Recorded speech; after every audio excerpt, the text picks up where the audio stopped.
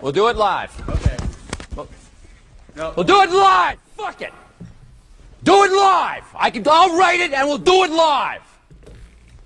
Fucking thing sucks. Hello. How's everybody doing out there? Peasant chat for you poor people that are not able to talk on Tuesday and Thursday. We have the Peasant chat. Today I opened it up for everyone, not just subscribers. And I think I'm going to open it up to subscribers of going forward just to get those. They're complaining. They're saying, look, I don't have the money. I don't have $5 a month to subscribe. Okay, fine. Hopefully they can get on the chat and chit chat. It has been a lot cleaner, but we need more participation just so it doesn't get stale. So the next show is coming up going forward. It's going to be subscriber mode only, not member mode only, because members, don't get me wrong, love you guys, but you're vested in the show and you generally have a similar thought process than I do. So we need a little controversy. So once in a while we allow the peasants to get in there and talk, people that are not members. But today we're going to talk about Snitch Week. You guys might call it Sick Week, but it was Self-Snitch Week. And I will tell you what I think the absolute worst thing you can do during any drag and drive event is get interviewed and like use an alias. I love you guys. If you want to do drag and drive events, you would be really smart to start using aliases and do not shout out your shop. Do not shout out where you live. Do not shout out your name. And I'll tell you why, because after listening to it for 5 days, I was blown away as to the crazy self-snitching that was happening. We're also going to talk a little bit about Never Racing for Money, another shootout in, not literally a shootout, but a racing shootout in the West Coast, and another controversial race. And if you guys are not listening to me about stop with this racing for money shit, this is what happens. You got to understand, guys, people that bet aren't playing fair. Again, people that bet aren't playing fair, just like a casino. You go to a casino, usually the casino has the let's just say percentages heavily in their favor because they're not in the business of losing money. Same goes for every fucking race that involves money. It's always bullshit. We'll talk about it, get after it, and do a little bit of, speculating. But before we do that, as always, I want to thank the sponsors. That's right, the sponsors that keep the disco ball going. Ultimate Header, ultimateheader.com, now offering S197 headers. Check them out. They're not cheap, but they're the best ones made, period. I guarantee that. Just based on the two headers I've had. I've had the S550 and the Coyote Swap headers. Badass shit. Caliber Transmission, he'll be in Orlando, the 2nd through the 5th of March, racing at NMRA. 2 Auto Solutions, Rami down 2 Auto Solutions, getting everything. I'm going to get a cam, I think, from him. I got to see what specs are on that cam, see if it works for me. PMAS, Nick James put up a nice video about math noise. Check it out on the PMAS Facebook page. Good shit. Parts Farm, partsfarm.com, selling a salvaged F-150. If you guys want a salvaged 10R80 F-150 5-liter, they got one for sale, ready to go. And Doma Got Cookies, domagotcookies.com, domagotcookies_LLC. Pretty ass lady making your cookies. What else can you ask for? Hopefully you can smell the lotion.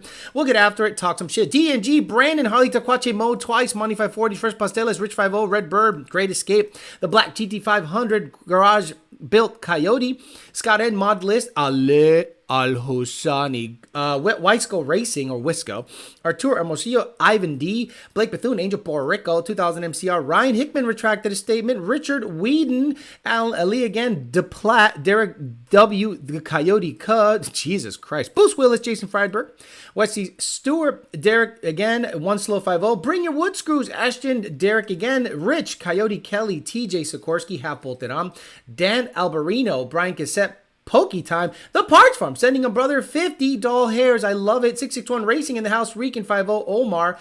Evan Smith getting his dyno ready. Ali again. Poppy Chulo. Fast Rider. Pokey Time. Hatch 450. Louis Quintero. Jeff Betts. What's up, Jeff Betts? Michael Locks TN. S197. Reekin 50. Harley Taquache Mode. Andrew Stotts. David Miller. And Austin Moore. 3-valve owner here because I am poor. Okay. A lot of you watched Sick Week. Cool to watch. Look, okay, I'm going to come at you from a couple different angles, okay? I'm going to come at you from the fan angle. Great event. Awesome event. You can drive your race cars 1,000 miles from Orlando to Bradenton to Georgia to what the fuck's the other one where the Gator Nationals happen?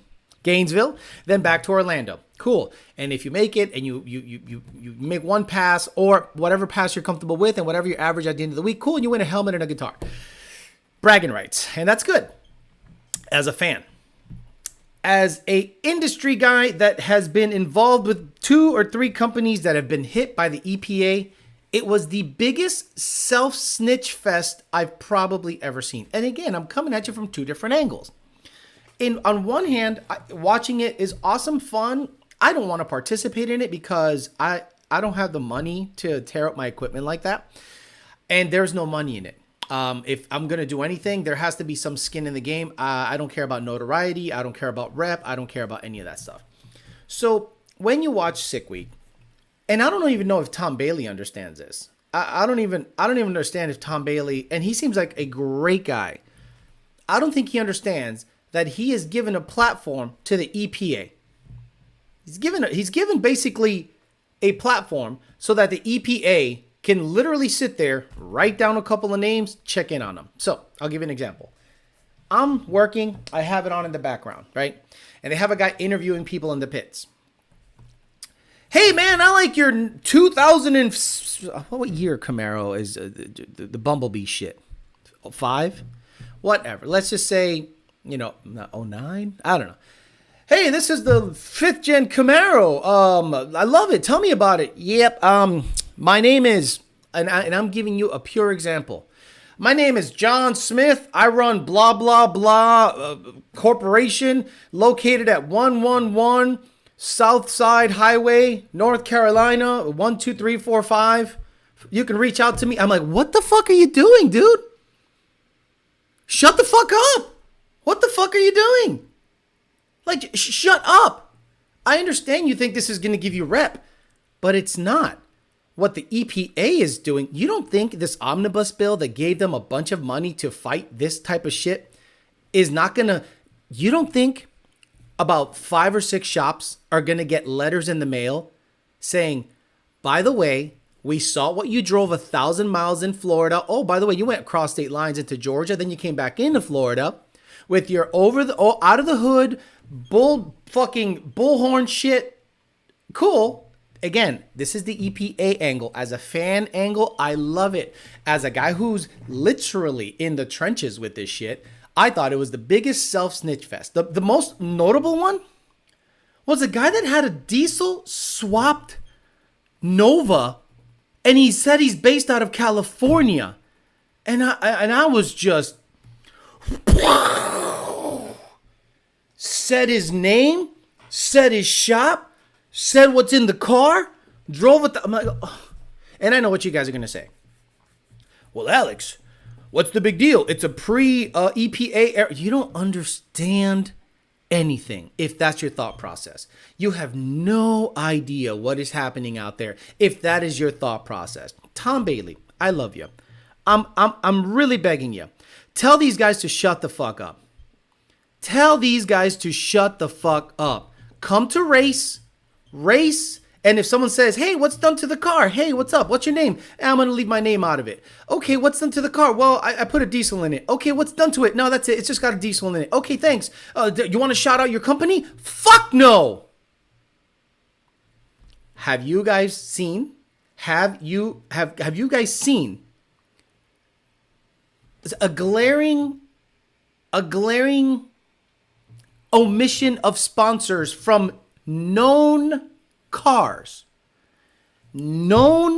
that you and I and everyone else knows that they're affiliated with, and let's just not put their name on our shit because we don't want to catch any flack. Smart. Very smart.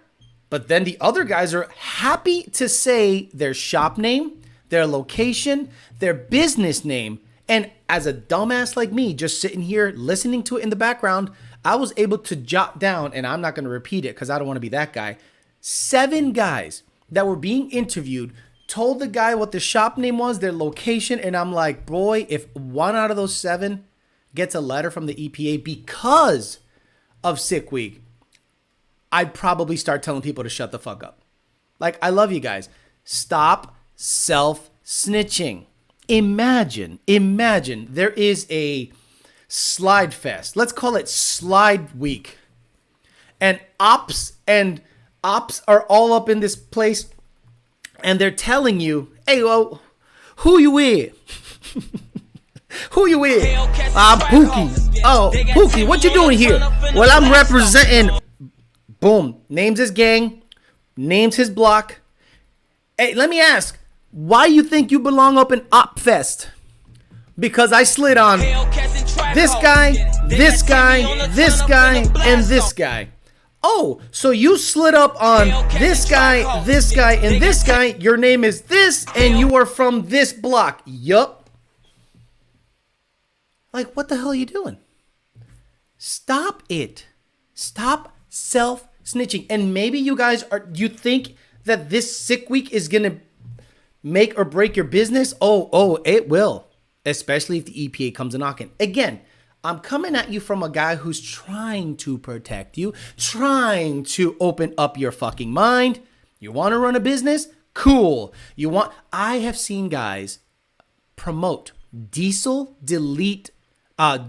delete packages on Facebook and Instagram. On Facebook and Instagram, promoting diesel delete DPF stuff with tuning to make it run. So do you think the EPA goes, well, okay, we got you there, but then they don't watch Sick Week? And again, as a fan, it is amazing. As a guy that's in the industry who is sick and tired of how industry motherfuckers act and they don't know what they're doing, you are fucking snitching nonstop. So if you happen to get a letter in the next couple of weeks or the next couple of months, don't get Pikachu face when you go, where did this come from? Well, remember that time you were all up on YouTube telling people where you at, what you did, what you ran, and you drove on the street for 1,000 miles?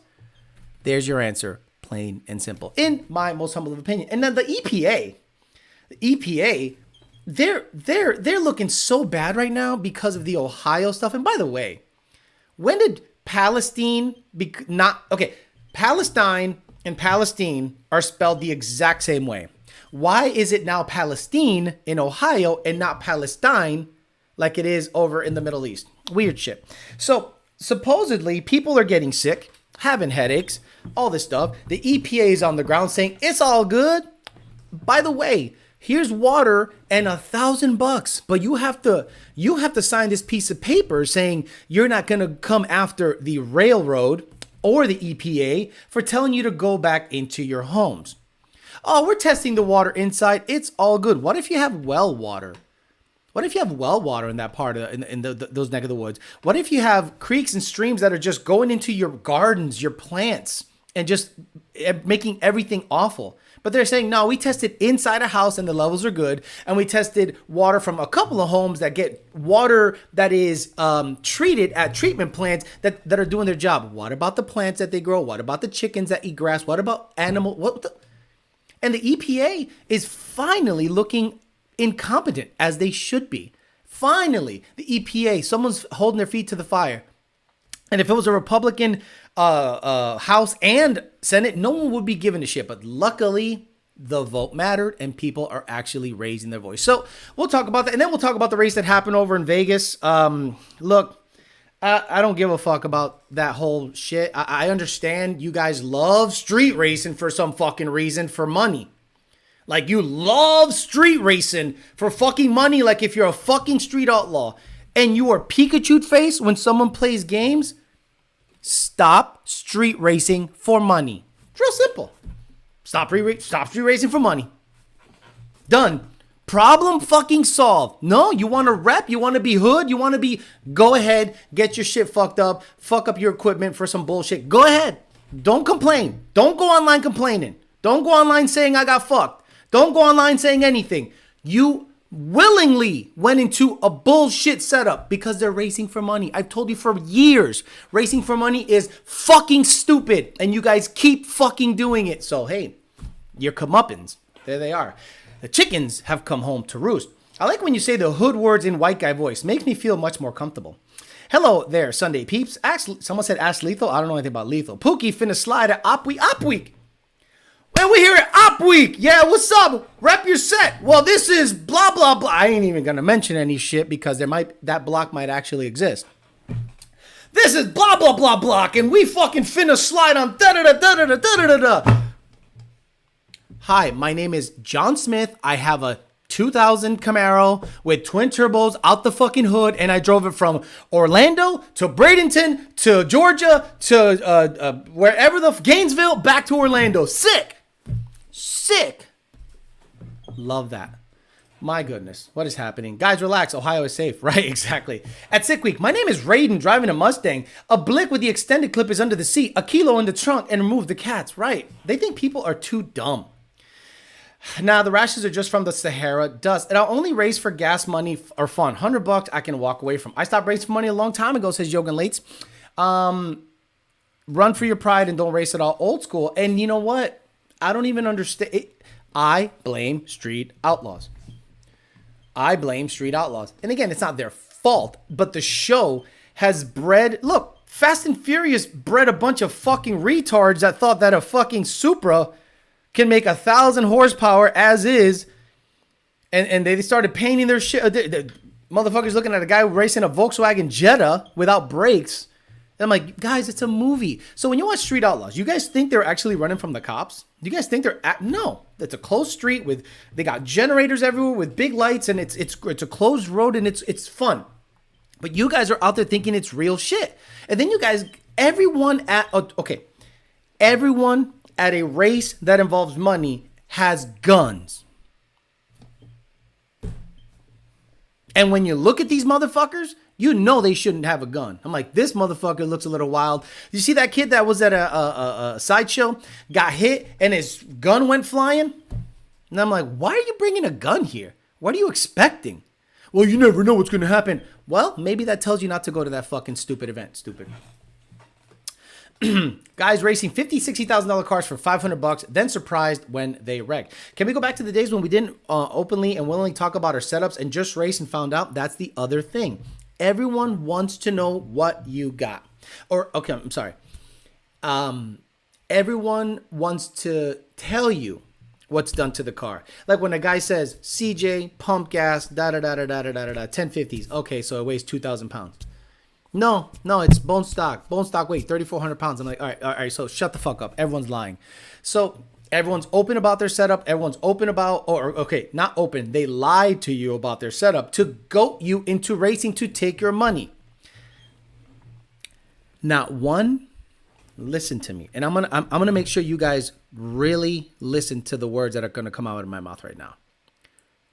Not one street racer can race in a class that is tightly scrutinized, meaning race weight, fuel you use, meaning within the rules, like X275, Ultra Street. No street racer that races for money like that can go into a class like that closely watches what you do and dominate.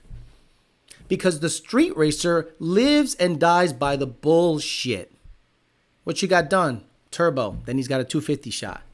How much does the car weigh? 2,900. It's really 2,000.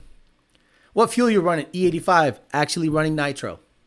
So those racers live off of the bullshit. So if you agree to race a street racer that races for money, you are agreeing to race on bullshit terms. So don't be surprised when bullshit happens. It's not that hard. That's why I literally stopped racing, period. Because there's always a guy that has no skin in the, meaning he don't know this car, he don't know that car, just some guy that has some money, wants to blah, blah, blah, because he's got a blick, right? He's got something. He's packing and he's like, oh yeah, I'm going to talk some shit today, see if anyone wants it. And then if anyone checks him, he's ready to. I'm like, bro, this isn't street racing anymore. This is gang shit just with cars. Alex, I have the factory Brembos in my Gen 1 car. I'm going to put some skinnies in the front. Which one would you get? Want to buy once, not twice. Thanks for the content. I don't know what year car you got. Apparently, it could be a 14 or a 15. If it's a 15 and up, you got to have an 18-inch skinny up front, not a 17. A 17 won't fit there. We used to run for fun for decades, all night long amongst ourselves, running 12 to 14-second cars. Once money got involved, it was no longer fun. EPA finna slide on Oscar Mayer since the Wienermobile now has free-flowing exhaust. Alex, do you know who makes the oilless rod bearings that McFarlane Racing uses? Do you think I would know that? Do you think I would know anything that whole fucking camp uses? Oh wait, that's a funny joke. Okay, got it. That's supposed to be a joke about him not running oil in the car, but it was just such a long-winded joke that I was just like, why are you going? You literally did a 3-point turn to when you could have just gone straight. Pinks was really bad for that. Liars Racing on TV, correct. I apologize. Pinks started the bullshit. And grudge racing to me is great and all, but you know what you're getting into. Grudge racing, you know what you're getting into. You go in knowing that this guy might have a billet coyote with a 400 at 50 pounds of boost plus with a 4-link and 80 inches of separation. And if you go in there going, well, I got a 8.8 with UPR upper and lower with a 250 shot and a 8.5 deck or 9.1, I don't know, 302, and you go in there willingly, you know you're looking for trouble, and you know you might lose some money. At least you know that up front. But on the street, I like catching races as I'm driving. Why is that? There is no setup. There is no negotiation. There is nothing. You're driving, you're cruising, you got your drag radios on, you're at 17 PSI, you got your hot setup on it, and you're looking for racing, whether it be a roll or a dig. There is no negotiating. You roll up and you race whoever wants to race. Cruising. Back in the day, we used to cruise, especially Memorial Drive in Chicopee. Like, your town or the town that you're closest to probably has a strip where a lot of shops are at. And it has two-lane roads, left and right, or north, south, east, west, whatever it is. Two-lane roads, or sometimes 2 4-lane roads. And Memorial Drive had 2-lane roads, and in some spots, it was 3-lane roads. So we would cruise. And whoever you wanted to race, you made sure that you shuffled around, and you went up to the light, and you ran. You ran. Everyone that saw the race, and that was that. There was negotiating, no bump, no nothing. And by the way, why are we bumping in on a street race? Can anyone tell me why we are bumping in on a street race? Again, I'm not saying the last race someone bumped in, but someone supposedly got on the trans brake and it did that trans brake rock, right? When you get up on the trans brake and the slack between the gears makes the car rock, and then depending on how hard a bump is, I don't know if he bumped in or not, but he hit the trans brake and the car rocked. And everyone started saying he jumped. And this is where we got these slow motion cameras where everyone's like, tire crack. And I'm like, I hate every kind of racing that involves this kind of bullshit. I like just cruising, find a car, run it, go home. No, that shit's done. Chief Agent Farm Truck Daddy Dave, we're on Pink, says it all. I blame Hot Wheels for making those damn Hot Wheels racetracks kids to race on. Drop them. Okay. 3 Lund cars made it into the top. Yeah, I don't know what you're talking about. Talking about street racing and look again. I am trying to protect the brand. Okay, so I'm not going to talk about who tuned what. It is now time to shut up. If you don't want to get a visit or a knock or a letter, it's now time to shut up. You don't want to shut up? You want to go to Sick Week and divulge all your information? You want to go on Instagram and pop off and tell everyone who's tuned by who and okay, it's now time to shut up. Because if you don't want to get visited, it's time to shut up. Best part of Pinks was when the host Rich wrecked some guy's bike. I think it was his brother's bike or something like that. That's Woodward in Michigan after 5 p.m. Random traffic races are my jam. Absolutely. Random traffic races, not in traffic, but let's say, okay, yesterday I took the Corvette out. Man, that bitch is flying. I have to dial in some watt fueling. I got some help from the guy who was helping me tune the car. And, we are there. Like, it's dyno ready. We just have to dial in watt fueling. Because I haven't been able to find a spot to go watt. So I'm driving around. Guys, I could have caught 3 races yesterday, but it was a little wet. I'm dialing the car in, blah, blah, blah. And I have a passenger. And I didn't want to have, I don't race with passengers. If anything happens to me, it's just me. I would never want to race with a passenger. So I could have caught 3 races yesterday. 2 Hellcats and 1, like an exotic, like a McLaren-ish car. And I'm like, that's just on a Saturday. So I can go out tonight and find, maybe if I go further south, I can find more of that. That's way more fun. But not weaving in and out of traffic. I'm just saying you are able to dial in who you want to race. And if you want to slow down at a light and you can line up next to someone, it's very easy to do in an area like this. That is way more desirable than going to fucking towing your car 2 hours somewhere, putting money in a pot, and then hoping you get a fair race. Okay, there is no fair race in street racing for money. There's no such thing as a fair race. Because let's just say, Alejandro, I roll by myself. I don't like people. I hate people. People are fucking stupid. I don't have friends. It's perfect. So I go to a race like a dumbass and put in 300 for the pot. I am waxing everybody. No one got shit for me. So the guys, let's say I'm in the final and I've waxed them. I'm dominating. Well, how many things you think are going to happen to me before I go up to the line, before I back up, before I get on the trans brake or rev to get ready to make me fuck up? People on the other camp are going to flash flashlights in my face. They're going to tap on my hood. They're going to slam the car. They're going to do something to fuck with me. But me knowing that I am going into enemy territory, I know to expect that bullshit. Me knowing that, I don't do it. Because I'm in another dude's camp. And I'm not willing to have there is no such thing as a fair street race. It doesn't happen. Every weekend in the summer, it's beautiful. It looks like GTA straight up. I'm the same way. Only have fun on the highway is if I'm alone in my car. Alex preaching the responsibility to the peasants. Look, no one is gonna listen to me. People that street race have no common fucking sense. I'm saying an organized street race where you show up, pay a pot, and go racing. You look. You know what impresses me? If you join a class and you stay within the rules of that class and you race and dominate, that's impressive to me.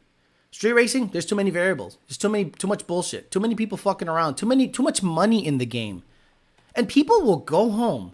People will go home knowing that they slighted the other party in order to win and count their money and be happy about it. Like I've seen races online where the guy is legit robbed of something many times. And the people take his money and spread it on the hood. Like, yo, man, we run this shit. We run this shit. And I'm like, bro, you literally had 15 guys flashing the flashlight at the other dude. There is no such thing as a fair race. In my opinion, if I join a shootout, no motherfuckers at the line. No motherfuckers at the line. Everyone's way behind the line. Get the fuck way the fuck behind the line. Nope, that'll never happen. The shootout was wild. One car caught on fire, still won a race. Another got a hole his blower and shot out his hood. Yeah, that sounds like a lot of fun. I was told the new thing is called swimming, which is weaving in and out of traffic. Told the neighbor kid that's stupid and only squids play stupid games like that. Yeah, there's a video somewhere with a kid in an Altima or some kind of Sentra or something, and he's weaving in and out of traffic, loses his shit, blows it up, smashes something, and the look on his face, he was like confused, like, whoa, weaving in and out of traffic in a piece of shit car with no driving experience, and I ended up smashing my shit up? Yeah. While people do that, I must have not been out in a while, and I definitely don't plan on going out anytime soon. No, don't street race. And call me a pussy all you want. I don't give a fuck. I don't give a fucking shit. You think I want your respect? The fuck does your respect give me? If people want to play stupid shit like that, play it. It's all good. I race my friends or people that I know. Like if Jeremiah Camp wants to run one time with a Corvette, Nixon Tarpia, Jake, all those guys, if they want to run, cool. I'm not going to advertise it. I might video it. We'll say it's in Mexico because it is in Mexico, and that's it, and go home. Is the white car sold? Not sold yet. I took it yesterday to get like a super duper detail, interior, exterior, touch up paint, this and this and that. Like at worst case, if the guy comes and doesn't like it for whatever reason, I have a super fucking clean car. But there's a guy supposedly flying in Tuesday, which kind of sucks because it's in the middle of the workday. So I have to like not negotiate, but he's flying in. So he's either flying back out the next day or driving my car back. So yeah, it's tentatively sold. I'm hoping that it goes, it goes through, and then I can get that car out of my life. Again, just saving for a house by the end of the year. Garage Built says, I agree. It's not worth the risk. Financial desperation will make people do dumb stuff too. Do you know that people that bet on races, people that bet in general, you're already irresponsible with money. You're already irresponsible with money. So do you think I want to race you already knowing that you're probably racing with next 2 months rent check? Like, people that stunt and show money have no money. I love you. I love you guys. I know you think you got money because you show it, but anytime you show me money, that tells me you don't got any money. Okay? So people that are willing to put $2,000, $3,000, $4,000, you have a loser's mentality. You have a betting mentality. Anyone that bets hard-earned money on a maybe is psycho to me. Casino people, card players, you name it. Anyone that does that shit, I just, number one, if I know that you're a gambler, I want nothing to do with you. Because you're 1 degree away from, removed from like bullshit, like street shit, betting shit, loan shark shit. I'm good. Alex is going to start wearing those nose glasses in disguise at the track, right? Street racing is the Pikachu class. Turriate, 15 guys flashing a light at you, I'd loosen up and not even launch, turn the car off and hop out. Hop out for what? Hop out for what? You get fucking stomped, bro. You psycho? You're going to hop out when there's 15 guys flashing lights at you and you think you're going to do something? Man, they're going to stomp a mud hole in your ass, bro. Quick. We have caught people spraying oil on people's lanes and tires in street races. People will do anything for $1, says Loco 16.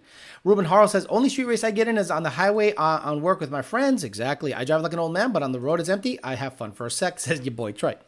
I agree with you, says Silver 5.0. Run with people you know. The minute it comes about racing money, it's when it's no longer fun. I remember when people used to race on Front Street, Philly cops watched with us.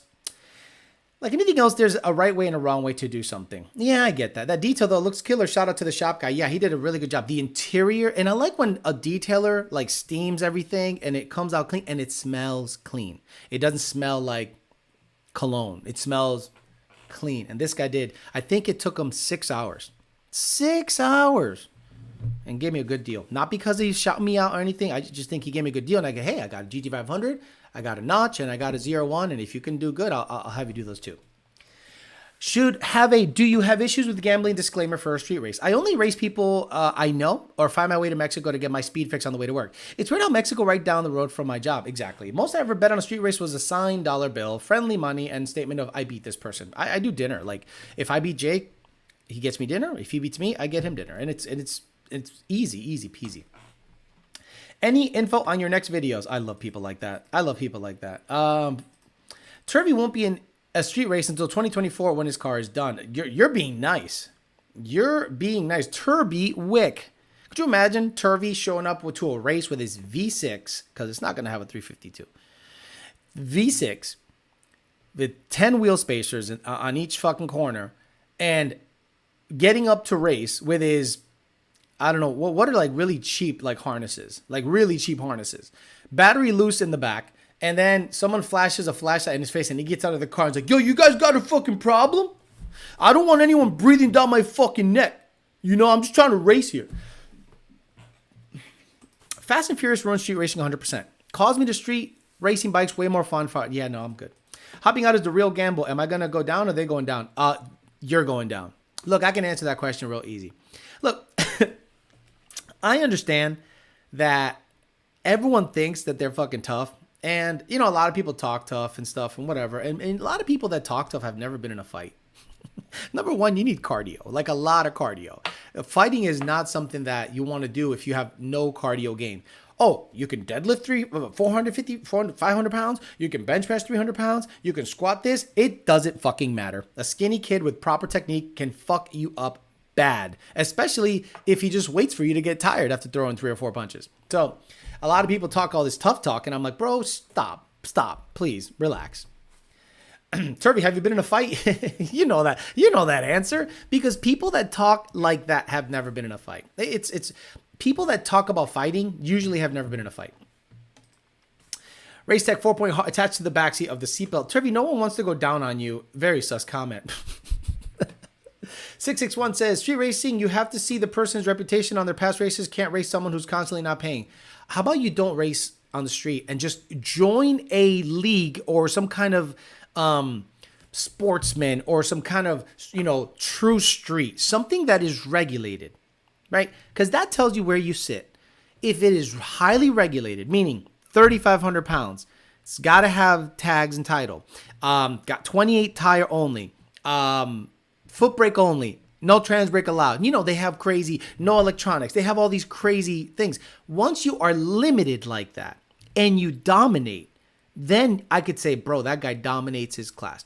Like there was a guy for a while there that raced in True Street NMRA, and he had a pink, if I'm not mistaken, a pink 87 to 93 body style GT with a big inch small block Ford, twin turbos, and it was a deep 7-second car, like deep 7-second car. And he played within the rules, presumably, right? He did the 30-mile cruise. I think he had an air-to-air intercooler. I think he dominated True Street for a while. Then I think for whatever reason he got out of it or didn't care about it anymore because, I don't know. Usually True Street tries to rule you out of. If you're dominating True Street, they will make rules specific for you to lose. And you're like, all right, do I change to fit the rules or do I leave? So in my opinion, if you dominate a class that is heavily scrutinized in terms of rules, I think that's more impressive than you street racing people. Why is American made V6 laughing stock while 6 cylinders anywhere else are fast as fuck? I don't think a 3.8 V6 was a laughing stock. Like the Grand National for its time. Okay. Maybe Snowman, maybe modern V6s. Actually, you could say a Ford GT is a V6. Nobody laughs at that. Like, nobody laughs at a Ford GT. It's a 3.5 EcoBoost. It's pretty damn quick for what it is. And it's pretty reliable, right? So let's take it back to 1987. I know, a long time ago. I know, but guess what? The fastest production car, I think, the quickest production car that came out in 1987, if I'm not mistaken, was probably the Grand National production car. That's a V6. B. Levesh says, last week, 2 idiots wrecked bad. One Benz took out 3 hydro poles and an M3 got airborne and off the ramp, hit a wall, went up in flames. Damn Brampton drivers. What is a good price for a Fox body? Well, Fox body prices have gone through the roof. My Fox body, I could probably sell for 10 grand right now, which I think is decent for what it is. If I do what I want to do with that car, meaning paint it, clean it up, get it tight, get it shifting good, running 10s NA, I think I could get $11,000 or $12,000 for that car. If the interior's mint and everything is super nice, I think I get $10,000 or $11,000, $12,000 for that car. I'd be impressed if Turkey could actually complete a drag and drive event. Hey, what's up? Jason Miller says, what's going on, Alex? I wonder which Jason Miller that is. You wonder if it's like the Jason Miller. Joe Rogan said it, most guys can't go 30 seconds. At least do cardio. Y'all do know I'm pulling the V6 out next month or so, right? No. How the fuck will we know that? I'm swapping the fuel system out right now. New tank this week. Lines already going up. Facts. Fighting is all about cardio. On Tuesday, you didn't know why cars bumped in on sick week. Anything over 1 second reaction time is added to your time slip. And that is stupid. I don't agree with that. And I think Tom Bailey wanted to make racers out of these people. Cool. That's fine. I would have said, no, fuck you. Fuck you. You're making me bump in. Because this is what happens, right? On sick week, you can get paired up with a 14-second car. And I'm going to be honest with you guys, not everyone knows the etiquette. Drag racers, not all of them know the etiquette. So let's say you have that twin turbo LS S10 that won the event, and he is next to a Shelby owner, and we all know Shelby owners. And he pre-stages, the S10 pre-stages, S10 gets on the chip, S10 bumps in, or S10 gets on the chip, Shelby owner doesn't fully stage in time. So you're risking $300,000, $400,000 builds next to cars that are non-driving motherfuckers. Not all of them. And I know they're paired by classes, but sometimes the pairing is fucked up depending on when they want to go. So if I was a high-end competitor in sick week, I just let the car go. I would purposely red light or purposely bump through the beams, let the other car go, back up, and do a single run. Because I'm not going to tear up my equipment because Tom Bailey wants me to race up against cars that are 14-second cars that don't know how to fucking stage. No, thank you. I think it's a really, really, really, really, really stupid idea. But again, that's my opinion. And he runs the show. It's his rules. Do what you want. I remember I went to a donut meet and somebody got hit. Like 5 homies pulled the strap out to light the car up. Everyone ran out of there. Right. So you're at a sideshow. Chargers are doing donuts. You stupidly get in the middle of the donut deal because you want to cloud it up. You get hit by it because you're in the middle of it, and you and your boys shoot at the car for hitting you while he was doing donuts. Blows my mind. Someone said exactly why I coach wrestling, and it would easily handle myself against most, but still avoid confrontation at all costs. Exactly. If you know how to fight, the best thing you could do is get away from the fight. If you know how to fight, the best thing you could do is get away from the fight. But if it's inevitable, yeah, defend yourself, sure. Hold yourself down, peasants. Turvey swapping in a 3-valve. Turvey wouldn't even go to New Orleans, so I don't even see him getting out of his car. Just see his window going up and that door locking. Manuel Amador says, good morning, Alex. Just finished installing my return fuel system, and I noticed a big difference between pump and the 85 packs in Gen 2. Absolutely. Let's just say you have a Gen 2 Mustang. Thank you for that. And let's say it's a manual. Let's say it's a 3.6 pulley. On pump gas, you're going to be at about 660 to 680 rear wheel horsepower, 10 PSI manual. That same exact pulley on the 85 can make 730 because we can go from 16 degrees up to 22 or 21 and a half degrees. And on that same exact pulley, just a fuel change and timing added, it will absolutely allow you to make more power on low boost.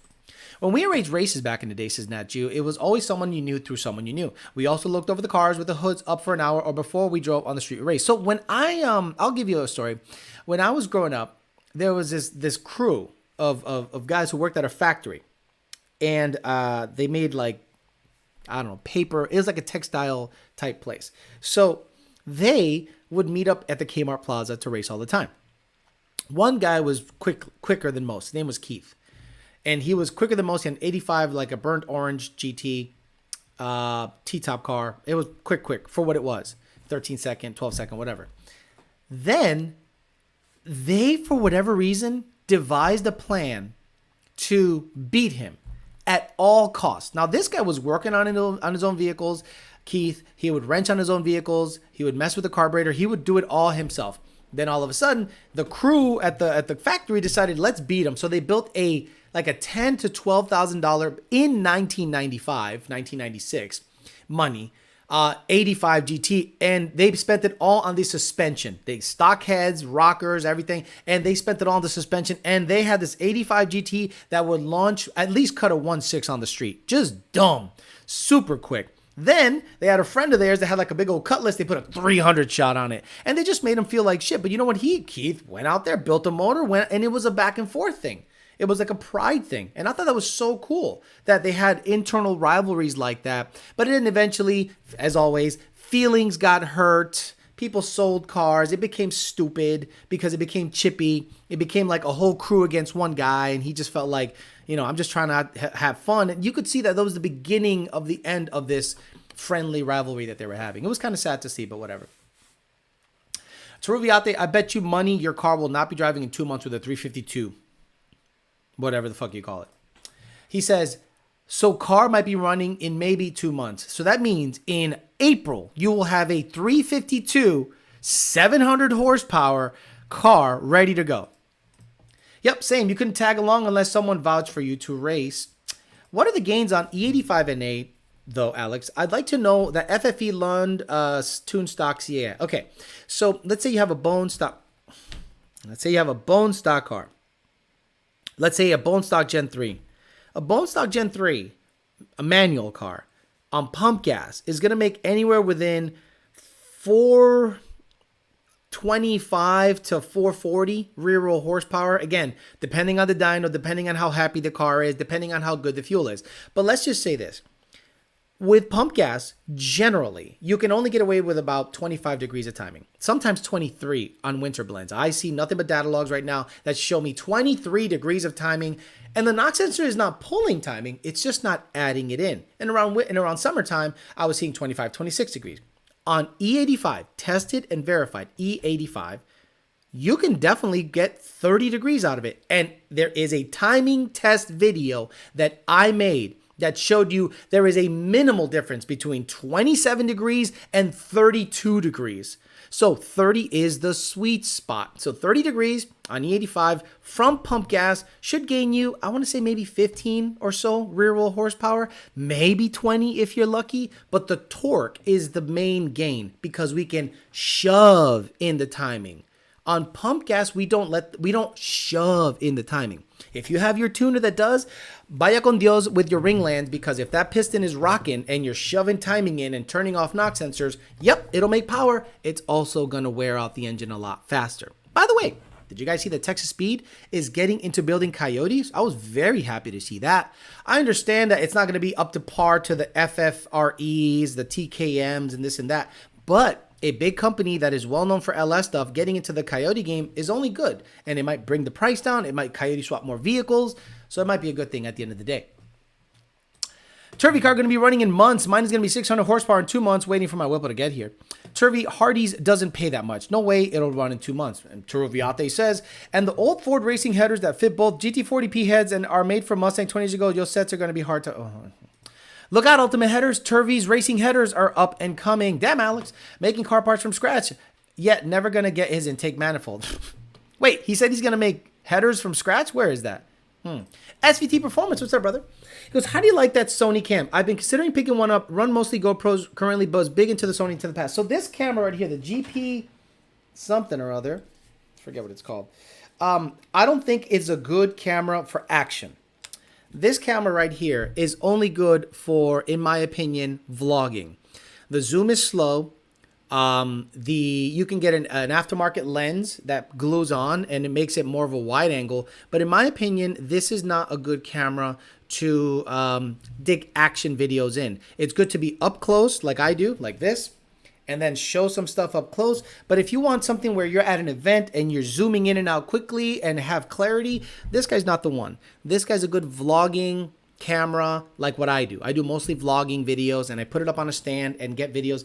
It has an internal mic that is amazing. This is a very good internal mic, and it has a good regular good size screen in the back that allows you to, do all the shit there. So, I mean, if it's something that you're interested in, great for vlogging, but I don't really think it's something that you should consider if you're going to do action stuff. I think you should get a dedicated like DSLR or something Billy Badass for action stuff, and getting shots from far away with a much more selectable choices for the lenses. This is a good vlogging camera. Alex Miller says, here for a like, I'll catch a replay. Thank you, sir. Appreciate you. I have LU47s on my Gen 2 Mustang, says Riley Speed. Do I need to upgrade my fuel system to get an ESS G3 supercharger? Yes. So LU47s are only good boosted to about 6,800 RPMs. So we don't recommend that injector for anything boosted unless it's Gen 3. Now, Gen 3 has 16 injectors. Gen 3 has 8 port, 8 direct. Same fuel pump.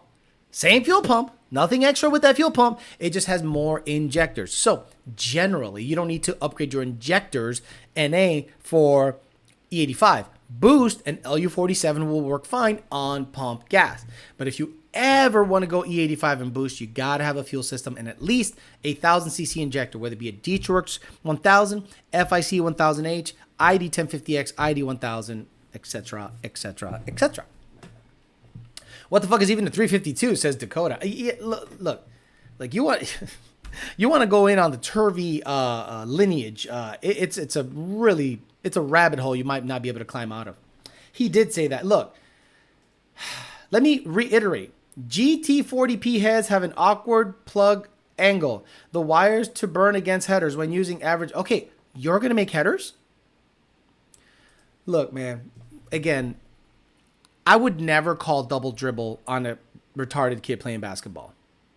Right? Like, Some kid goes up, he goes, "Nyeh." I'm like, hey, buddy, want to play? Nyeh. And he double dribbles and travels all over the place. Are you really going to sit there and go, double dribble, my ball? What? You double dribbled, so it's my ball? No. Okay, whatever. Fuck it. I'm not going to call double dribble. Fuck that shit. Then he travels like LeBron travels, and you're like, yeah, dude, that's a travel. You can't do that. You got to let some shit slide. So on paper, you got to let Turuviate's header pipe dream slide. I would pay for an intake manifold.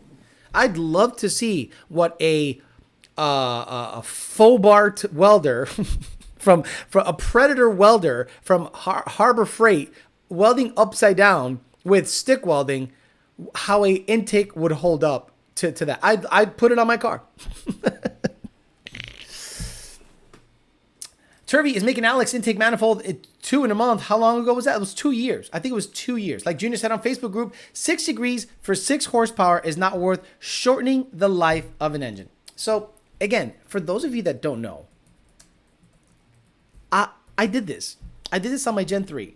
On my Gen 3, I literally made a timing test on my car.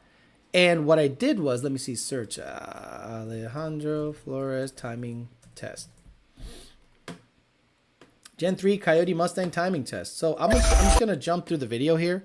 I'm going to jump through the video and I'll show you that the difference was like, and again, pull to pull, the difference in power in a dyno could vary 3 or 4 horsepower.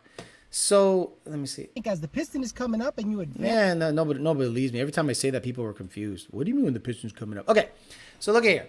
This was all on E85.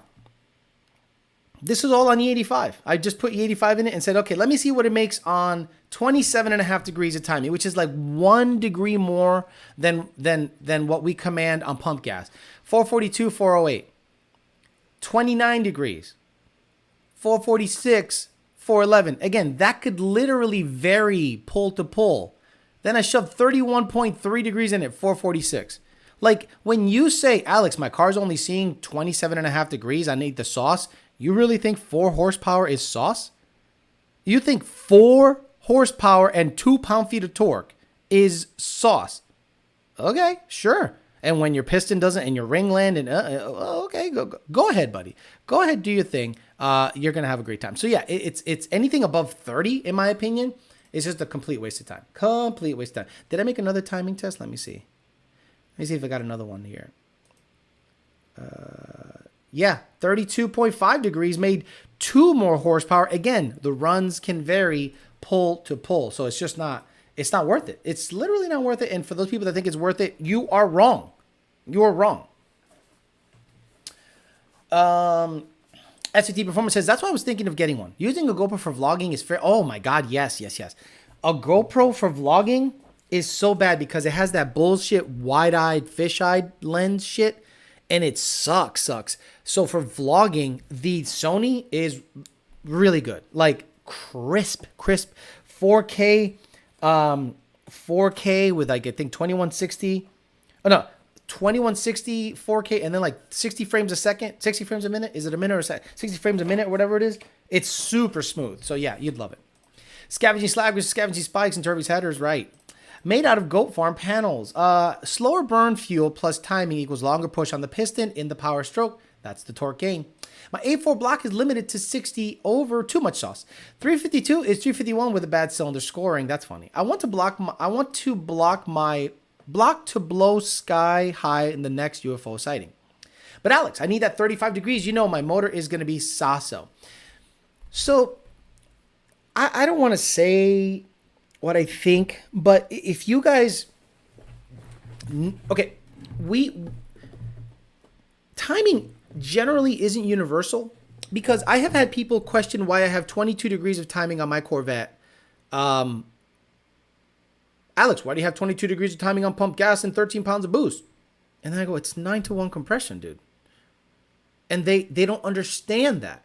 They go, well, what does that matter? I'm like, oh my God, it matters a lot. It matters a lot what the spark tolerance is. So I tell people all the time, when they get a 9-to-1 compression or 9-to-5 compression Coyote and put 10 pounds of boost on it, I'm like, you're going to get gapped by NA cars. And they're like, what do you mean? I'm like, that thing's going to make barely the power. It's going to make 530 wheel. Well, how can I make 800 wheel? I'm like, on what? They go, on pump gas. I go, okay. So you want to make 800 horsepower on pump gas. Okay, fine. Put 18 pounds of boost, 20 pounds of boost to it. Okay, done. What are your IATs? 170. I'm like, yeah.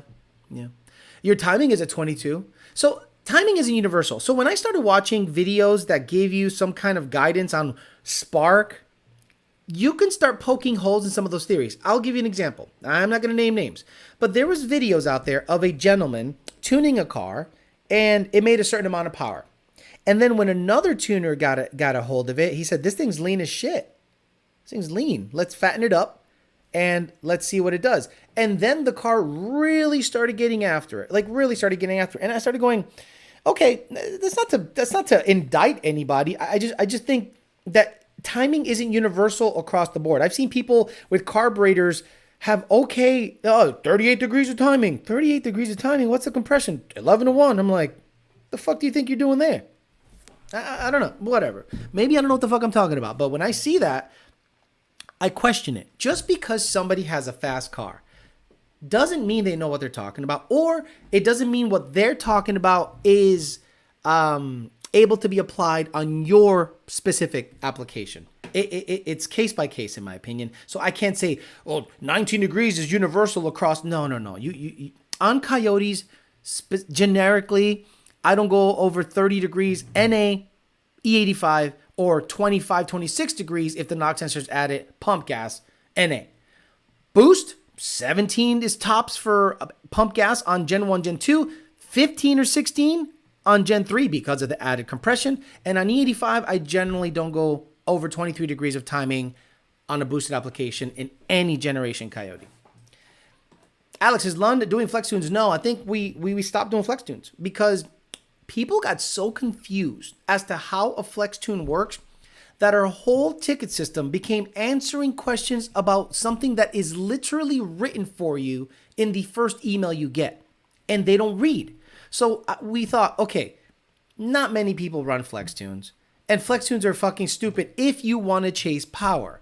In my opinion, saying E40, saying E50, E55 is like the dumbest shit on the planet if you have access to 85% ethanol. So here's a pump gas tune, cool. And then when I say, here's an E85 tune, get me logs when you are 100% certain you're running 85% ethanol and it is burning it. And when they say, well, there's no E85 in my area, good luck on the pump gas tune. Go get ethanol R1, go get C85, go get X85, I don't care. I just dropped the Turvy, wiped 8 times, but still have mud. But do you have the video of the shootout or want me to send it to you? I have it, I don't. 661 Nation, you got to understand this. I can't promote that stuff. Not because I'm against it. It's because for very obvious reasons. Like, it's insanely obvious. And I'm not going to get embroiled into controversy about bumping in, about this and that, about this and that. All I can say is this. If you go to a race that is involving money, expect bullshit. So don't be Pikachu face when bullshit happens. Like, this is I'm a 45-year-old grown-ass man. I've been through shit. I know this happens. That's why I avoid people. I avoid companies. You guys wonder why I don't shout certain people out. You guys that are popular in the Coyote game and this and this and that. Because I have experience in bullshit. So I'm going to leave it alone. You should make them sign a waiver when they want a certain timing number and put it in and send it. Nope. Because that doesn't matter. That matters fuck all. They go, Lund blew it up. I'm going to go to this other tuner and he won't blow it up. And then when they blow it up on that tuner, you don't hear about it. Arguing about tuning with a world record tuner is just not a good idea. Back in the day, the Terminator Cobras turbo swap their sluggish. Back in the day, Terminator Cobras turbo swap their sluggish out of boost 8.5 factory compression. Yeah, I'm not a Cobra fan for that reason. Can they make power? Sure. I just don't care. The 3.7 cycle from a 14 Mustang is 300 horsepower. That's respectable considering a 95 Cobra is. Can you hit live on your app? Hit live because that was like an hour ago. Petro 94 or Shell 93 in Alberta. Okay, how am I going to flex on fools now? I need that flex too. In fact, old guys for the win. And it's not an old thing meaning that we're out of touch. It's an old guy thing meaning we don't want to deal with your stuff. Racing, okay. Can Alex have a deep 7-second car, one, deep 7-second car that he races 10 times a year? Yep, absolutely. That doesn't make me any money. Making money is teaching, or at least showing you my experiences with certain vehicles, and expanding the platforms that I fuck with is highly desirable. I did everything I could that I wanted to do on my 19 Mustang. I started going, I'm not going to make this thing a fucking drag car because I have a stick shift drag car in the garage. So it'd be really stupid to make this a stick shift drag car. I've always said I wanted a fast daily driver, and that thing accomplished its goals. Thank you to ESS and Vortec and all the people involved. It's been a wonderful ride. Now, before I blow it up, get some money out of it. Got into the ZR1. Love how that thing responds to mods. So that'll be the next car that'll be highly featured on the channel. Once the motor comes back from Wonder Racing, I'll feature the GT500 on the channel. The Notch is going to be on the channel once the tech gets an open date to work on some of the things that I want worked out. And then the Fairmont. I still have the Fairmont. So people wonder why I don't shout certain people out, or people wonder why I don't race often, is because it doesn't make me any money at all. Racing is a money loser. Now, if I had a shop and I needed to showcase what I can do, whether it be chassis, whether it be motor, whether it be turbo, whether it be nitrous or supercharger, sure, that makes sense. That's where my money is. But I don't, so I don't. I heard someone here say Lund sucks. I'm moving tuners. He's giving him a free tune. Then he threw in a converter and headers and went 3 seconds, 0.3 seconds slower. 661 Racing hears that a lot, especially in Cali. California, there's a lot of money to be made there. There's a lot of coyotes there. But I'm going to be honest with you. I think California is stuck in like 2018 when it comes to tuning, everything. They're stuck. Like Florida, Houston, Pennsylvania, we have moved to the future of stuff. And California is stuck on my tuner. If I switch tuner, Alex gave me 31 degrees and it only went 10.8. I think if on the same exact mods, I switch tuners on the same mods, on the same fuel, I'm going to gain a half second. I'm like, no, that's literally not how it works at all. How can I teach these kids? The tuner told him is because the converter was broke. And yeah, the black GT500, excited about the Notch stuff to come. Exactly. And again, guys, I apologize if you want the shit right away. Again, like I've said a million times, and I'm sounding like a broken record. I'm only one guy, so I can only do what I can do. How far along is the GT500 engine? No idea. The pistons haven't even arrived yet, guys. It takes 6 weeks to get them made. So what's the update on the SUV search? You still looking? Yeah, I'm still looking. So once the gentleman, if the gentleman buys the car, he could still back out at any moment. If the gentleman buys the car and it's gone out of my life, I have pinpointed a dark red Denali 2018 Yukon Denali 2018. Nice, beautiful, in Missouri. And I'm going to hit that one up, but only once I got money in hand, and then I'll buy that. I know you guys talk about DOD stuff. I'll get an extended warranty if I can.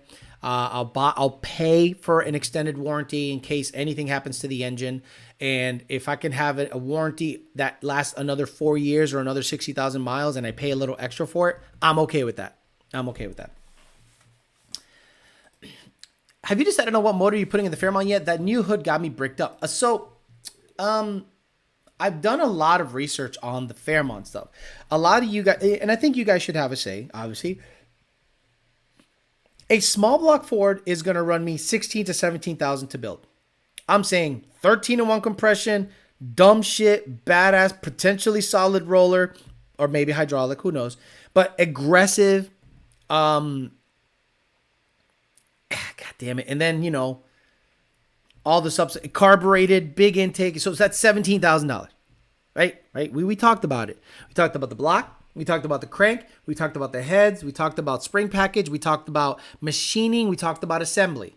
I have the rods and pistons, but everything else is still going to be big money. Or I could boost a Coyote. So I already had a boosted Coyote in there, but I could boost a Coyote with a crank-mounted centrifugal or retrofit an ESS G4 In the Fairmont, I can do it. That's not a problem. If I front half the car and have tubular shit, I can make it fit. ESS, G4, crank support, because I'm going to be boosting it to death. Carburetor, blow through, locked cams, put DI deletes on it, DI delete pump, and do a Gen 3 locked cam, boosted ESS, G4 on a Fairmont, and run 8s. It'll probably run 8s, you know, again. But more desirable because of the centrifugal. It'll have a little more chance to hook. Alice, you recommend moving the front sway bar after installing a strange front adjustable struts to improve 60 foot times? Of course. And would you still be able to drive in the street? Of course. My red car had no sway bar. My Notch has no sway bar. My GT500 has no sway bar. It's not a problem as long as you're not auto-crossing it.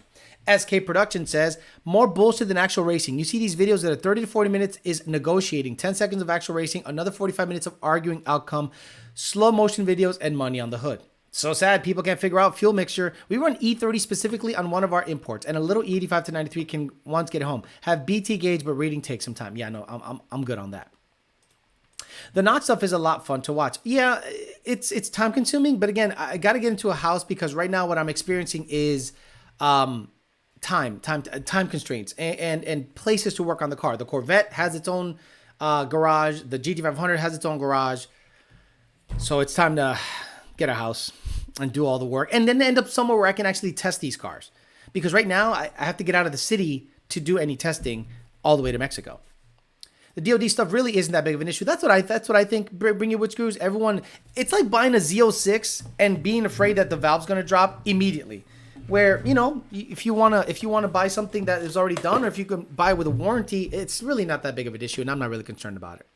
I had my car to shop, and the in-house tuner said, "Let me know when you're tired of London and want to go fast." All I could do is laugh. That's my favorite. I have had guys that rent a dyno, and they bring the car to the dyno, and what does the in-house tuner say? First of all, he data logs the vehicle, so he sees the timing, he sees the cam timing, he sees data, and he's like, pfft. I can make way more power than this. I can make way more power than this. And then he tells the customer, bro, I can make way more power than this. You want me to tune it? And then the customer goes, okay, tune it. What's the tuner do?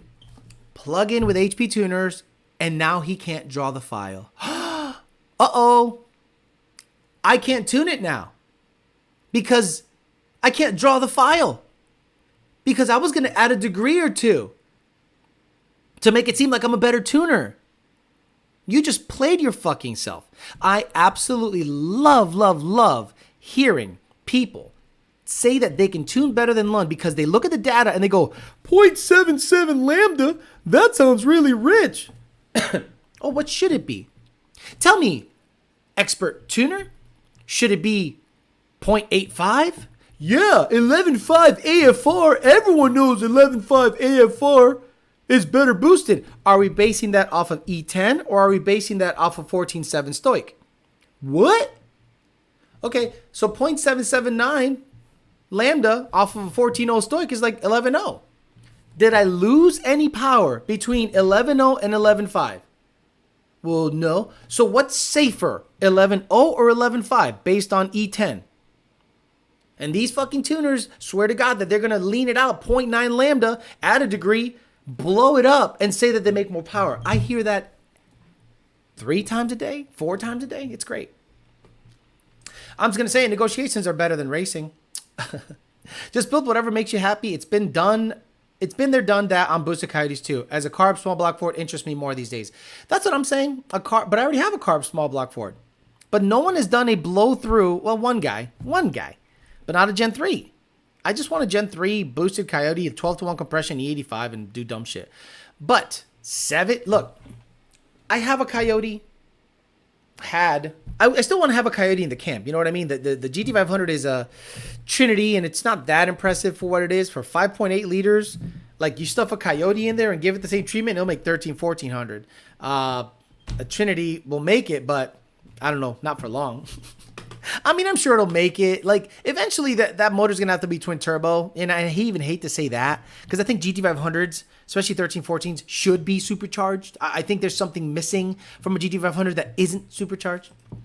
Keep your receipts for parts you buy, like oil filters, etc. If you do the work yourself, extended warranty companies ask for stuff like that if the issue presents itself. What's with all this tuner beef or beef with Lund at least? There's no beef. There is no beef with Lund per se. What people do is this. We are at the top of the heap by far. Like, it's not even close. And tuners that are second, third, fourth, fifth in line are going to attack the guy at the top and say he sucks to try to get business. Where, okay, I guess I understand that. But why not be better? Not make more power. Be better. Be better at customer service. Have better tuning. Like right now, you are starting to see guys offer stuff that we offered 2 years ago with the PCM tech stuff. Like we offered ghost cam on the fly. We were the first to do that. We were the first to offer ghost cam. There were certain tuners that didn't even want to offer ghost cam because they knew it was a Lund racing signature. Now they're like, oh, we can offer ghost cam on the fly. Now this is the other thing. I am not a big fan of not having 100% control of everything because let's say, for instance, I develop a tune that is badass, but I have to use a commercially available software to actually develop that. Well, what is stopping that commercially available software company from saying, oh, by the way, guys, there's a ghost cam tune. This is how it works. I'm not saying that's happening, but I'm saying you can make that leap easily. So sometimes industry secrets aren't that secret if you're using something that's commercially available. I had that exact conversation this week with a local tuner in Austin. He said 0.77 lambda on my boosted Gen 3 was too rich on E85. He knows I'm Lund tune and talks that trash. Okay, so let me see. GT500s on E85 watt lambda. I'll look it up right now. So what do you guys think on a 13 or 14 GT500 watt lambda? What does Ford command? Go. I'm going to look it up. I'm going to get the mic closer. I'm going to get the mic a little closer. What do you think they run lambda-wise? A 13 or 14 GT500 stock file. Do you think they run 0.85 lambda? Do you think they run 0.81 lambda? What do you think they run? Put it on the chat. I'm going to look it up right now. Someone said 0.70. No, definitely not 0.70. 0.70 is a little on the rich side. Nope. Not yet. There's no winner, but I'm going to let you know. So I'm going to look up a 13 or 14 stock calibration. Bone stock calibration. And we're going to go to desired lambda at watt. Oops.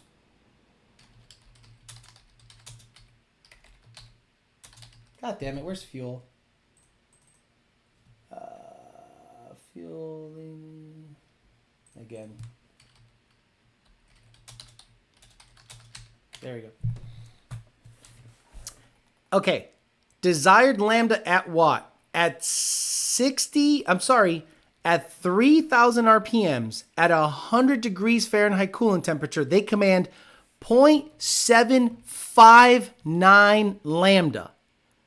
Again, they go at 1,000 RPMs, stoic, and then at 1750, like if you're stupid enough to go watt at 1750, boom, foot to the floor, 0.81, then at 3,000, 0.759, 0.759, all the way up to 6,000 RPMs. So 0.759 lambda, Ford, the OEM, command that at wide open throttle. And on E85, if Lund commands between 0.77 and 0.79 and 21 degrees, I'd say that's pretty fucking safe. But it makes really good power, doesn't it? What do you guys think we run the Grey Goose at?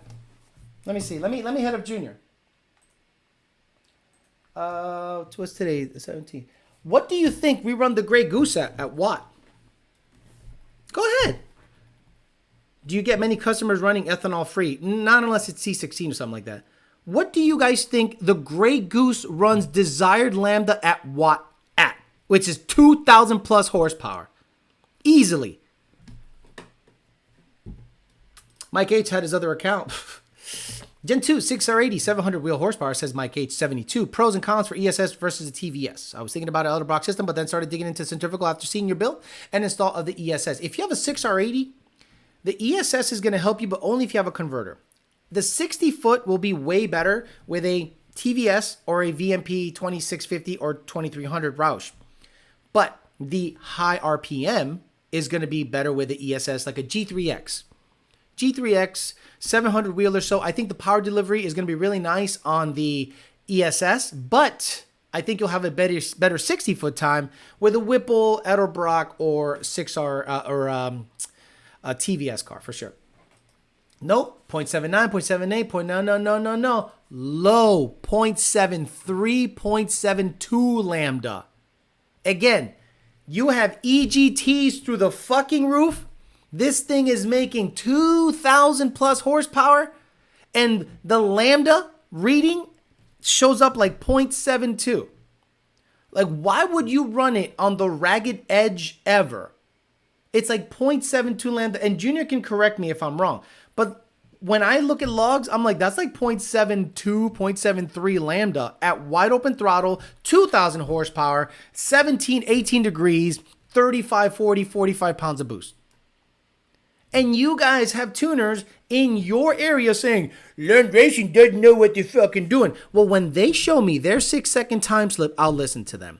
When they show me that we have had cars go 100,000 miles boosted without major shit, I'll listen to them. When they have tuned over 50,000 cars boosted, I'll listen to them. If they have tuned 5 cars in their neighborhood and they haven't blown up yet, I'm not going to listen to them. Right. Grey Goose is eating all that fuel. And when Senior pulls motors apart, like let's say we had like a tensioner failure early on, he pulls that motor apart, pistons look good, bearings look good, cam journals look good, everything looks good, piston looks clean, spark plug looks clean. Like, I don't understand people that think you got to lean shit out to make power. And again, that's my issue with some of these online people that are known people, and they're telling you weird numbers. I'm like, did he just say 0.85 lambda on a 2,000 horsepower car on E85? I'm like, vaya con Dios, it better be forged. Grey Goose is eating. Exactly. The Grey Goose is badass. 10.5 to 10.8 AFR, I guess if you guys run, it's up there. It's on the richer side because it has to be safe. But I don't think there's any benefit. Again, we have done all the testing on the planet, and we have run cars between 0.77 all the way up to 0.81. And if the power is exactly the same, why wouldn't you run it a little richer to be on the safe side? I don't understand why you wouldn't. Like, remember, I caught myself on another live stream talking about FTW Purple.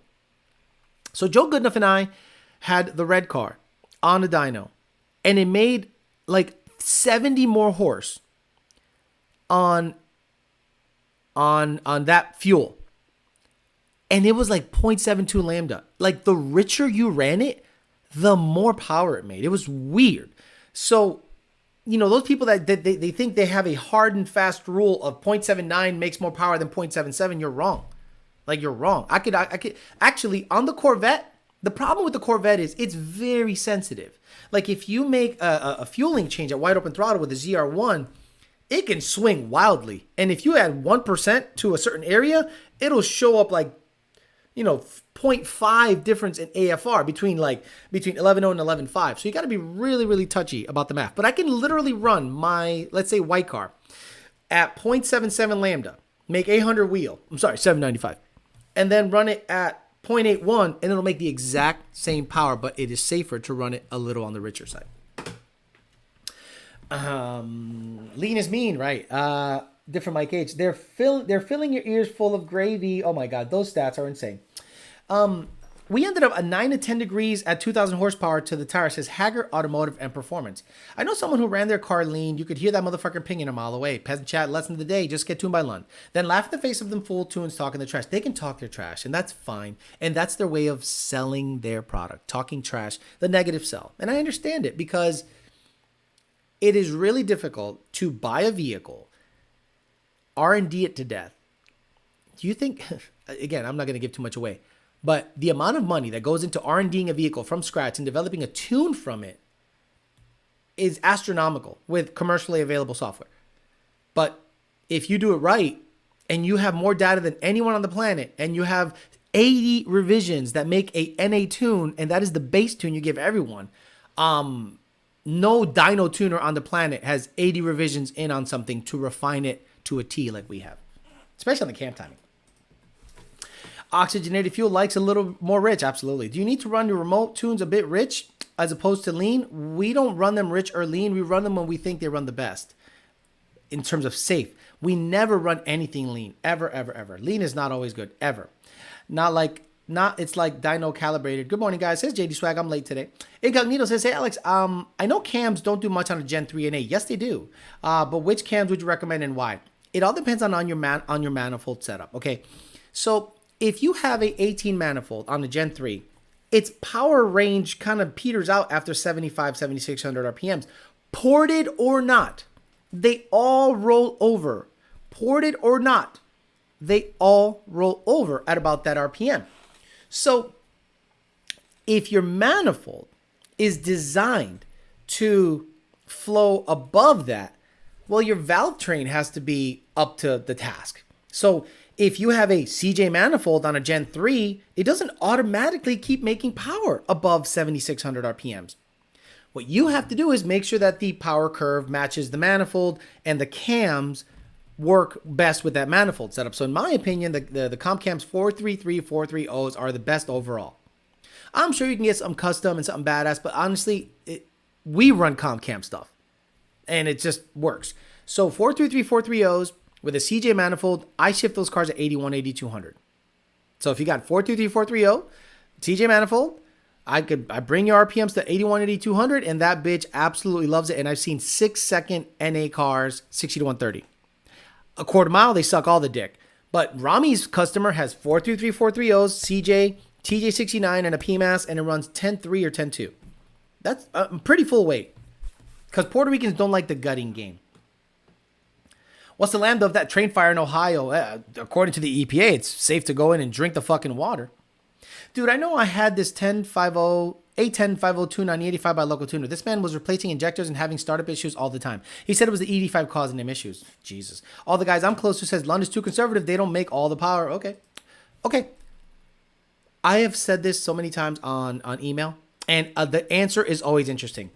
Are you willing to blow it up? And I am super honest with you customers. If a customer says, don't be afraid to give me all the sauce. Are you afraid? Are you okay replacing the motor? Well, no. Oh, shut up then. Because I'm not going to give you 33 degrees. Because I have proven that there's nothing to be gained above 30 or 31 degrees. Nothing. Not a goddamn thing. Not one more motherfucking horsepower. Not one motherfucker. But you guys, for whatever reason, think that you're going to absolutely make 10 or 15 more horse. Fuck that. Not going to happen. Hit the Canelo button. Hit the like button. Get close to the other guys. And hey, Alex checking in late, says Timothy Fush. What's up, Tim? Gen 3 NA stage 2 cams getting about 35 horsepower in testing when they came out. Yep, I believe it. Because we have seen it especially on CJ applications. You should be clipping this stuff and posting Alex, not just the jokes. Have you heard of the oil filter blowing up after a pull on a Gen 3 with the 85 and header tune? No. On GT350s, I've seen the oil filters come loose, but not blow up. Opinion on LMM blower cams. LNM blower cams. I'm going to be honest with you guys. CompCam stuff is what works. In my opinion, LNM isn't paying me. I haven't seen major gains on LNM stuff. Major. I've seen major gains on CompCam stuff. Any cookies being given out today? Fuck no. Tuesday. You only lean on the ladies. Can't tune it if you blow it up. Right. I remember going to Puerto Rico and I saw so many clapped out Evos and Civics. Good times. The lambda of that whole area should be about 0.0 turvy. Hit the sauce key. Caca Beach. Torque and Bean says, you have to love the guys to say throw all at it. I don't care if we blow it up. I don't care if we blow it up. And then it blows up and they go, yo. When you are racing, things blow up. What do you mean? It's a stock car. If you're out there, because I know you motherfuckers roll race and you do back to back to back to back to back roll races. And you guys think in your head, well, Ford must have tested this. No. Ford didn't test the Comp Cam Stage 3 E85 CJ revving at 8,200 RPMs on a Gen 3 Coyote. Sorry. Ford did not test that. You are racing. So that entails that you're willing to blow it up to win a race. So if you go back to back to back to back roll races, NA, you must be okay with blowing it up. Because if you for a second think that Ford tested, durability tested those conditions, you are smoking crack. There's a reason why the neutral rev limiter is 4,400 on Gen 2's auto. There's a reason the rev limiter is 7,700 RPMs on a Gen 3. There's a reason the cams peter out at 7,600 RPMs. There's a reason for everything. What would be the most reliable boosted setup for a Gen 2? Reliable? Similar to what OEMs do. Roush. Again, you're talking reliable. You didn't say power. You didn't say max power. You didn't say best performing. You said reliable. So the Roush TVS is the most reliable. I would laugh at a guy asking for all the sauce with just JLT hot air intake. What's that smell? Sasso, man. I got 180 on the dash. No cookies on a Pheasant Sunday. Lame. Nope. I do 3 tops and I'm cool and down to cruise. Oh, I'm manual anyway. Half Bolted On says, I've cut out many people because they showed me they didn't know how to tune or how cars work. I got tired of trying to explain to them how getting told I was wrong. Gen 1 boost setup around 650. Paxton at 10 PSI. Vortec at 10 PSI. TVS at 10 PSI. Whipple at 10 PSI. Turbos at about 8 PSI. Depending on the turbo. Guys that say I want the sauce are the same that kid that blew up his Coyote doing 7,000 RPM rev limiter burnouts in that video is glorious. Exactly. So, tuners generally won't put you in danger. And I say generally because I have seen tuners throw 33 degrees at cars and shift it at 9,000 RPMs. And the audience generally thinks that's badass. And I go, yeah, no, this is the wrong audience. This is the wrong audience. Chesty Gathers says, you mean Ford doesn't do testing at 8,400 RPMs, 250 degree coolant temp with 33 degrees of advance? Exactly. Ford tests what they can warranty. I repeat, Ford tests what they can warranty for 3 years, 36,000 miles. Ford doesn't test the limit. You know what they test the limit on? Their race cars. And what are those? Forged internals, titanium shit everywhere, super lightweight, exotic materials, crazy stuff, $40,000 engines. Ford tests what they can warranty. 3 years, 36,000 miles, 7,600 RPM rev limiter, 4,400 RPM neutral rev limiter, stock cams, pump gas, 25 degrees. Ford tests what they can warranty. Carb Coyote on the Fairlane would be legit. I think so. It'd be really tough, though. It'd be really tough. Yeah, they say Lund sucks right after. Exactly. Alex, if you had an engine fire and had to replace the harness ECU, would you go back to OEM ECU or standalone OEM ECU? We are in the OEM ECU world. Look, again, Lund Racing has gone almost sixes with the stock control pack or stock computer via Brian Luna. And we're going to go sixes, probably 680s, probably 670s once we figure out this situation with the Grey Goose, because that thing is heavy. But once we figure that bitch out, you don't think that that thing's gonna run 680s on a Ford Racing control pack? If my ship burned up, I will run a Ford OEM style ECU or wiring harness. Alex, my Gen 3 through a misfire code on startup has 26,000 miles. You think it's just spark plug related? That or the fuel you're using is not great? We are now still in winter blend. You guys understand? We're still in winter blend stuff. If you go to Costco to get your fuel, vaya con Dios. If you go to Kmart to get your fuel, vaya con Dios. If you complain about misfires after getting 88 octane at Kroger, vaya con Dios. I've owned the black car, the red car, the white 18, the white 19, and the gray truck. I have never had a misfire code. Like, how did that happen? How do I never, ever, ever get a misfire code on those vehicles? Who the hell gets gas from Walmart? Most customers. So currently Ford has no testing. They sure aren't in the warranty game of their new vehicles. You know, quality issues. I get it. Yeah, I know. I really don't care about the power. I just want fun, reliable daily driver. Yep, I get it, brother. Loving the show. Keeping the good work. Keep up the good work. And sent you an email a week ago about YDBT for life from 20 about will Walbro 450 fuel pump be good for NA nitrous 2003 Mach 1? Might have scored and engaged. Yeah. Well, is it a Coyote or is it a Mach 1 motor? A 450 should be plenty for a nitrous 03 Mach 1. I can't imagine that needing any more than that. Hey, Alex, isn't Ford factory powertrain 5-year 60? No, not factory. Mustangs are 336, if I'm not mistaken. Let me see. Let's look it up. Ford.com, because, last time I got accused of saying wrong shit. And I'm like, hey, fuck face. It's on their website. So blame their website, fuck face. I'm not saying you in particular, but let's see. Oh my God. Shop vehicles. Okay. Mustang, because this is a Mustang channel. Primarily. Lease? Yeah. Shit, I'd lease one. Model, EcoBoost, convertible EcoBoost, GT Fastback. Let's go premium. Nah, shit, I should have gone standard. Let's see what kind of warranty they got. Build and price, 667. Seating for 4. What are you, psycho? Tilly packages, build price. No warranty information? 2023. Jesus. Mustang warranty. There you go.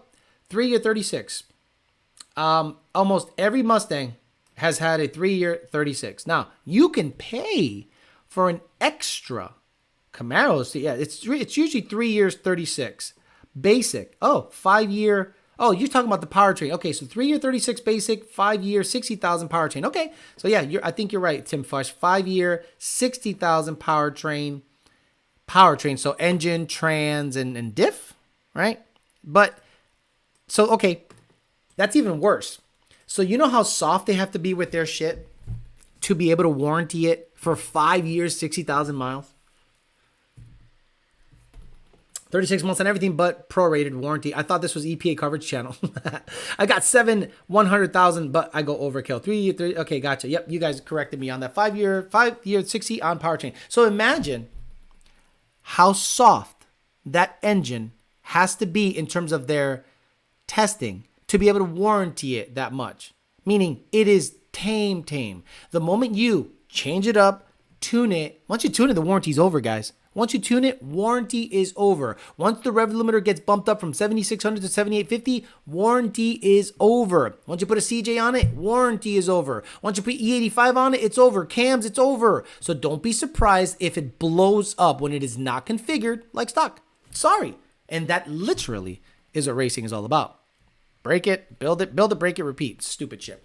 All right, guys, I'm going to get out of here. So today we had a good peasant chat, I think. Had 350 people on. Good stuff. We talked about self-snitch week. How people on sick week driving cars with emission stuff, modern cars with emission stuff removed, being interviewed like Camaro guys, this, that, diesel shops saying, oh yeah. And I'm like, dude, shh. Saying where their business is, where they're located, phone numbers. You want to do a shout out? Yeah, I want to shout out my company. Where are you? Out of California. Oh my God. So self-snitch week happened, and I feel bad for them if they do get hit because of that, because I was just listening and I heard all this shit and I was like, oh my God. But I hope they don't. And again, as a fan, I loved it. As an industry guy that's been dealing with EPA stuff, I hated the self-snitching. And then we talked Ford powertrain stuff. We talked about races that happen in the West Coast that are just full of shit. And I told you, anytime you enter a race where there's money involved, shit's going to go downhill. Oh, fixing your comment. Engine is a Mach 1 engine, stock internals. Yeah, it'll be fine for that. No, I don't think it'll be an issue. And we learned that stock LS is better than a Godzilla. Exactly. During drag week, you learned Godzilla is officially a dud. But hey, whatever. Now they'll build it, and now it'll be a built 7.3, and they can go whatever. But when I said the Godzilla was a dud motor, thank you for having many people prove my point. All right, I'm going to get out of here. I'll be back on Tuesday. But before that, because we're not working tomorrow, again, Lund Racing does not work tomorrow, so don't expect any emails. It is President's Day, so it is Trump's day. I mean, Trump was talking all that shit. He said if he got back in, he'd do something about the EPA. If I become president again, then I'll have the EPA sucking my big fat orange cock. Wow. I mean, he is a wild. Let's repeat that If I again. become president Wow. again, then I'll have the EPA sucking my big fat orange cock. Unreal, unreal. So hopefully he can go back. All right, I'm out of here. See you guys. Someone said stop self-snitching. I'm going to get out of here. I'll see you guys Tuesday, but I will have a video up of the Corvette either on the dyno or doing street stuff. It sounds fantastic. I think you guys will enjoy that video. I'll either have it up tonight or tomorrow at 5 p.m. for your enjoyment before we talk again on Tuesday. Have a good rest of your Sunday, and I'll see you guys Tuesday at Talking Shit. See you guys later. Bye.